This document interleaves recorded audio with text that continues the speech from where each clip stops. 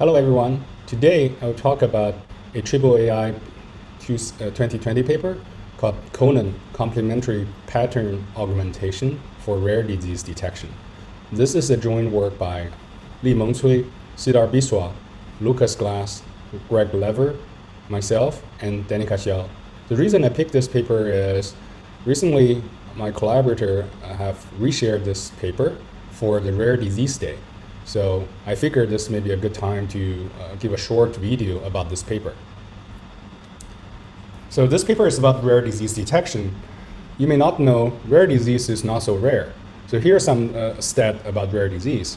50% of people are affected by rare disease are children, and approximately 7,000 different kind of rare diseases exist. And in the United States, there are 30 million people affected by rare disease, and similar number of people are affected in Europe. And did you know all the people, if you put all the people with rare disease in a country, then it will be the third most populated country in the world. So rare disease is a very, very big problem. So here's one example of rare disease called idiopathic pulmonary fibrosis, or IPF. So diagnosing IPF can be a very long and difficult task, and because of this delay of diagnosis, the progression of the disease usually become worse and worse over time. And over 50% of the IPF cases are misdiagnosed initially. They are often confused with some other common conditions such as COPD, cardiac disease, or simply just aging. So how can we using or developing some machine learning techniques to improve the rare disease detection? So the challenges associated with rare disease detections are mainly this low prevalence rate. And because of that, you have a very imbalanced class, right? For the rare disease class, you may have very few examples, but for the negative class, you have a large number of populations. Another subtle but also challenging aspect is because of the positive class is very rare, and in fact there are many possible class example are not diagnosed. So you will have many uncertain diagnoses due to it take a long period of time to confirm a rare disease diagnosis. So the negative example may not be truly negative in this case. So there may be some undiagnosed positive examples that just hidden in the vast negative class. So we want to handle that as well. So some related work to this paper.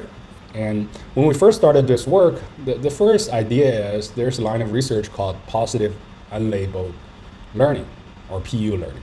So that has been developed a long time ago and focus on maybe there are scenarios where you only have positive labels, but you don't know the negative labels. You just have many unlabeled examples.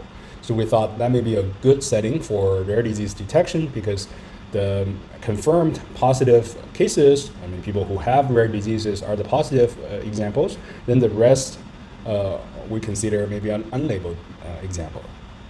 However, this PU learning does not really handle this imbalance scenario in the rare disease detection. So in rare disease detection, because the positive example is so rare, if you just directly apply PU learning, as you will see in the experiment, it just doesn't work well. And also there are some misclassified negative examples, as I mentioned, where some positive cases are not diagnosed early enough, so they may actually affect the performance of the PU learning. And the other ideas we have thought about is maybe we can produce more examples, right? So generating synthetic example and using generative adversary network, or GAN-based method. And maybe in another video I'll talk about our work with GAN to generate medical records. So that's what we initially thought. Okay, maybe we can use GAN to produce more positive examples to address this imbalance issues. And it turns out to be very challenging because the raw patient data are very, very tricky. It has very high dimension data, but also have a sequential data, right? Multiple visit over time. It's actually very tricky to generate such data. And finally, this work is related to all those deep learning-based methods for phenotyping. And however, those methods are mainly focused on chronic diseases. So for rare condition, this extreme class imbalance are not addressed. So what are the key questions we want to address, right, for this rare disease detection? There's really two questions we want to answer. One is, how do we reliably detect those rare disease cases when we have such a low prevalence rate?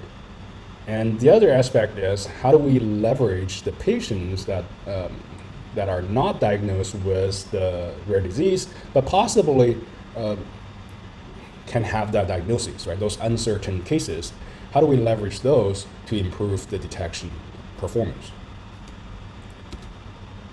So in this slide, I'm just going over this overview of this method. It's called CONAN, and it has a few components, and it has this embedding component using a self-attended and hierarchical patient embedding neural network to convert a sequential visit-by-visit record of a patient into a patient embedding, which is just this vector H.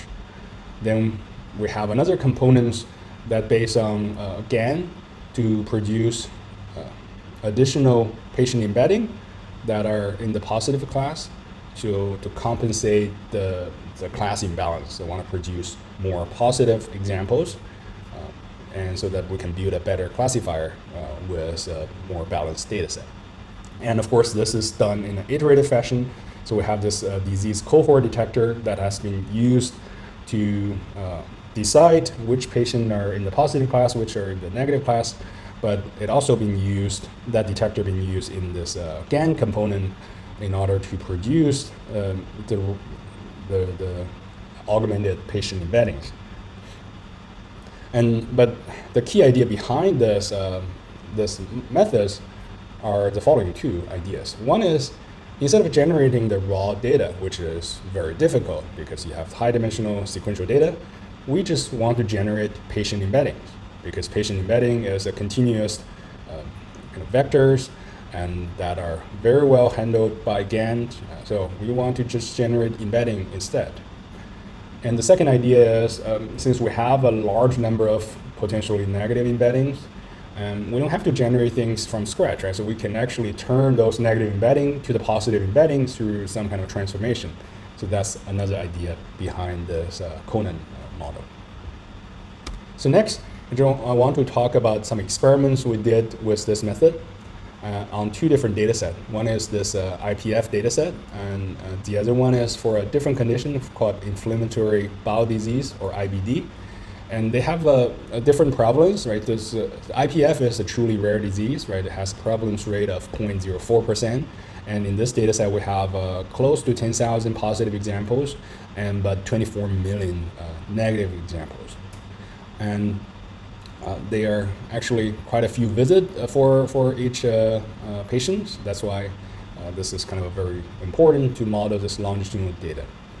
And then we have the other data set that's IBD. That's a low prevalence. I won't say this is a rare disease yet, but it has a 0.44% of prevalence rate. We have only 1,400 positive example, 100,000 negative examples. It also have many visits per patient, so it's kind of very important to model the temporal aspect as well. So here are the different methods we compare. Some simple baseline methods such as logistic regression, RNN models.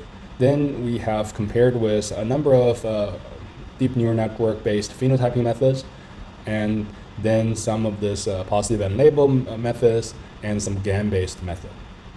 In terms of metrics, we're using three different metrics. This area under the precision recall curve, or PRAUC, F1 score, which is really a kind of average over precision and recall, this geometric average, and Cohen kappa measure. So here's the main result of in this paper. So comparing to on this two different data set, and you can see across all these different baseline methods, comparing with CONAN, there's significant gap, especially for IBD data set, right? CONAN can get to PRAUC of 0.95, while the best baseline is only around just about 0.6, which is another GAN-based method. So in a separate video, I may talk about this MATGAN method. It does generate synthetic data, but it does not differentiate those two different classes. And on the IPF data set, it's much harder because the prevalence rate is very low. And there, the CONAN method still perform much better, reach a 0.22 PRAUC, while the best baseline is only can get to 0.15, which is this a positive unlabeled approach. So in this, we just borrow some idea from that line of research as well. And more experiments on this ablation study of the method itself. I mean, our proposed method with or without GAN, and you can see there are some significant improvements over when we introduce the GAN components. So generating those augmented embedding does help, and in both consistently help in both cases.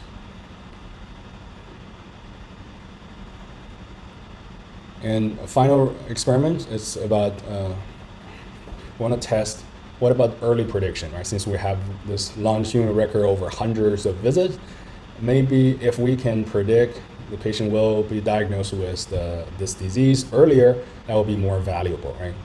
So that's the idea. When we use less percentage of the visit data, right? For example, if a patient have 100 visit, maybe we can use just the first 50 visit and see how well we're performing, or just use the first 20 visit. And you can see that for IBD, the performance drops, slightly when we just use the 50% of the visit, the first 50%. Similarly for the IPF data set, right? So the degradation in performance is very small. And for 20%, there's a significant drop, right, from 0.95 to 0.73. It's still not bad, but it does show that we do need sufficient observation per patient in order to make an accurate prediction. And the same observation shown in the other data set as well. In conclusion, this is a paper about rare disease detection, leveraging this GAN-based method, but instead of generating the actual patient record, where we focus on generating the patient embedding, and also the generation is focused on the rare disease class. And I just want to say that this slide is actually created by the first author, Li-Meng Cui, and here's a credit to her effort for creating such nice slides. And I'll put the link to the paper and the code in the description of the video. And thanks for listening.